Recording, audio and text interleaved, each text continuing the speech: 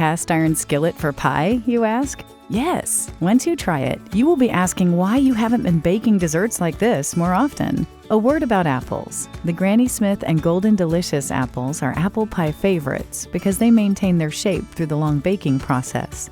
The tartness of the Granny Smith and the sweeter taste of the Golden Delicious join together to give this apple pie a nectarous depth of flavor. Homemade pie crusts are always an option, but this easy apple pie recipe calls for refrigerated or frozen pie crusts.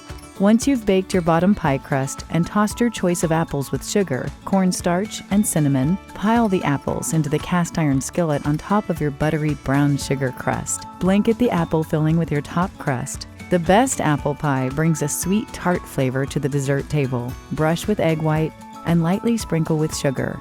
Slide your cast iron skillet into the oven for an hour and enjoy the apple pie smell wafting from your kitchen. When your easy skillet apple pie is baked, your dessert-hungry dinner guests are going to swoon. And so will you.